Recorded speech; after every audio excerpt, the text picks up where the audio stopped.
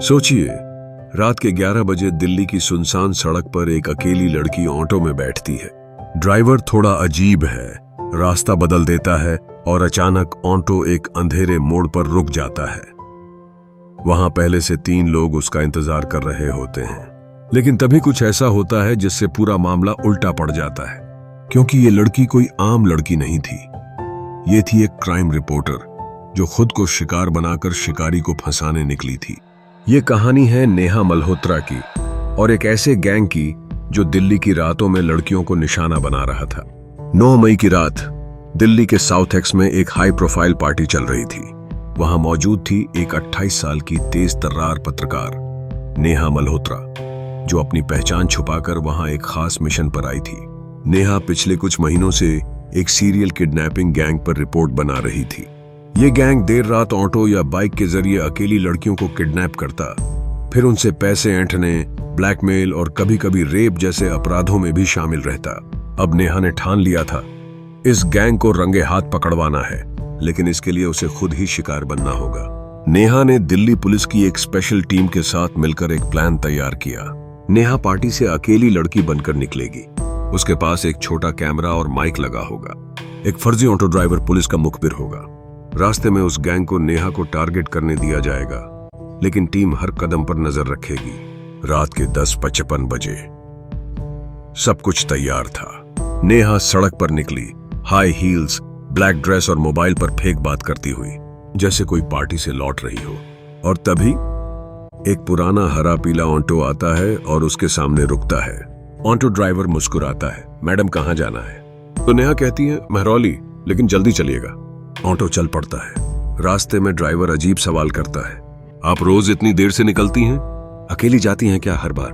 नेहा थोड़ा चौंकती है, लेकिन खुद को कंट्रोल करती है। यह सब स्क्रिप्ट का हिस्सा हो सकता है या शायद असली खतरे की शुरुआत। ऑटो एक सुनसान लेन में मुड़ता है जहां सड़क पर लाइट भी नहीं थी। रात के 11-12 बजे ऑटो एक जगह रुकता है। चारों तरफ सन्नाटा। नेहा पूछती है, क्या हुआ? ड्राइवर कुछ नहीं बोलता। तभी झाड़ियों से 3 आदमी निकलते हैं, चेहरों पर मास्क, हाथों में लाठी और बैग। एक कहता है, बहन जी उतरिए, ज्यादा आवाज मत करिए। नेहा अब डर नहीं रही थी, वो तैयार थी, लेकिन कैमरा लाइव चल रहा था। तीनों आदमी आगे बढ़ते हैं। नेहा जेब से एक पेपर स्प्रे निकालती है, एक को सीधा आंखों पर मारती है, दूसरे की लाठी पकड़कर उसे धक्का देती है, और अगले ही पल पीछे से पुलिस की गाड़ी की लाइट चमकती है। चारों तरफ सायरन बजने लगते हैं। स्पेशल फोर्स टीम दौड़ते हुए आती है। तीनों आरोपी वहीं पकड़ लिए जाते हैं। ऑटो ड्राइवर खुद पुलिस का आदमी निकलता है। पुलिस जांच में सामने आया कि यह गैंग पिछले 6 महीनों से करीब 13 लड़कियों को टारगेट कर चुका था। इनमें से कुछ केस रिपोर्ट ही नहीं हुए थे, क्योंकि लड़कियां डर गई थीं या ब्लैकमेल हो रही थीं। नेहा के इस मिशन ने उस गैंग का भंडाफोड़ कर दिया और सबूतों के साथ उन्हें कोर्ट में पेश किया गया। अगले दिन सुबह 9 बजे नेहा का चैनल RAJ न्यूज 24/7 एक बड़ी ब्रेकिंग न्यूज चलाता है। ऑपरेशन आखिरी सवारी। जब एक रिपोर्टर ने अपनी जान खतरे में डालकर पकड़ा दिल्ली का lady kidnapping gang. Video viral हो गया। सोशल मीडिया पर हर नेहा द ब्रेव ट्रेंड करने लगा। लोग कहने लगे, अगर हर पत्रकार ऐसी हिम्मत दिखाए तो ये समाज सच में बदल सकता है। लेकिन कहानी यहीं खत्म नहीं होती। एक हफ्ते बाद नेहा के ऑफिस के बाहर एक बंद लिफाफा गिरा पाया गया, जिसमें लिखा था, नेहा जी आपने मेरे भाई को जेल भेजा है, अगली सवारी आपकी आखिरी हो सकती है। नेहा अब भी डरी नहीं, क्योंकि वो जानती थी कि जब सच का साथ होता है तो डर भी पीछे हट जाता है।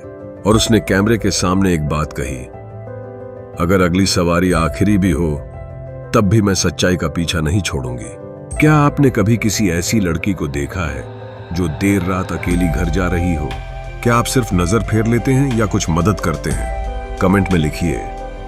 अगर आप नेहा की जगह होते, क्या इतनी हिम्मत दिखा पाते?